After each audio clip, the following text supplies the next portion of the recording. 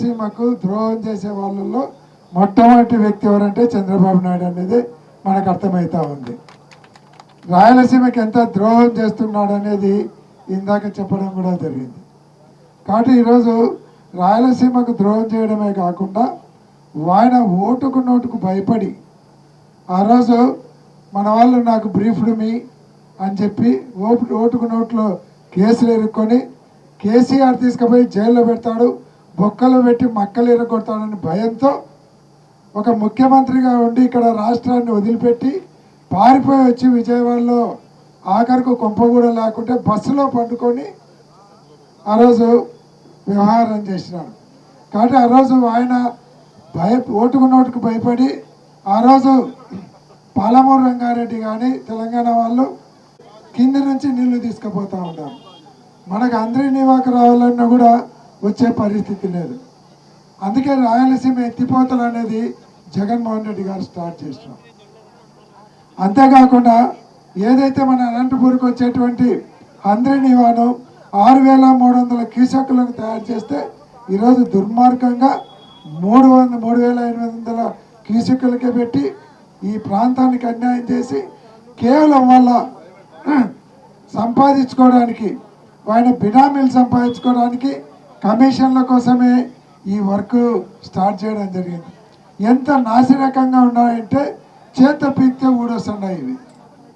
రేపొద్దున అందరినీ మాకు నీళ్ళు వస్తే ఇదంతా మొత్తం కొట్టుకుపోతుంది. కొట్టుకుపోతే మళ్ళీ దానిలను తయారు చేయడం రిపేర్ చేయడానికని మళ్ళీ ఒక 2,000 కోట్లు దోచుకుంటారు. దోపిడీ కోసమే ఈ కార్యక్రమం పెట్టారు.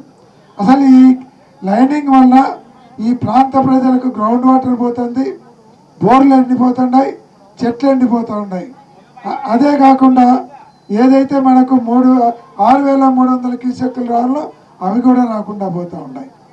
కాబట్టి ఈ రకంగా అన్యాయం చేసి మొత్తం ఆయన డబ్బులన్నీ తీసుకుపోయి వాళ్ళని ఆయన జాగిర్ అన్నట్టు ఆ అమరావతిలో పెడతా ఉన్నాడు.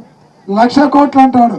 ఎవరినైనా సొమ్ము, రేపొద్దున ఎవరినైనా కట్టాలి అప్పులన్నీ. ఆయన పెట్టే ఖర్చుకు సంవత్సరానికి 70,000 కోట్ల అప్పు వడ్డీ కట్టాల్సి వస్తుంది. సంవత్సరానికి అన్ని వేల కోట్లు ఎవరు తీర్చుకోవచ్చు కడతారు? ఆ మాత్రం ఆలోచన లేకుండా ఆయన ఈరోజు మొత్తం అంతా కూడా ఒక్క జిల్లాలో ఒక ప్రాంతానికి మొత్తం రాష్ట్రాన్ని తాకట్టు పెట్టి అక్కడ దోచుకోవడానికి ఆ ప్రాంతాన్ని అంతా కూడా అభివృద్ధి చేసే కార్యక్రమం పెట్టారు. ఒకరికొకరం అండగా నిలబడి ఈ అన్యాయాన్ని ఎదుర్కొంటే దాంట్లో మన పౌరుషాన్ని చూపించాలి. కానీ ఏదో పొలం గట్టుకానో దిబ్బల కానో గలాట పెట్టుకొని ఫ్రాక్షన్లు చేసి ప్రిస్టేజ్ పోయి జైల్లో కూడా చోట కాదు మన పౌరుషాన్ని చూపించుకోవాల్సింది.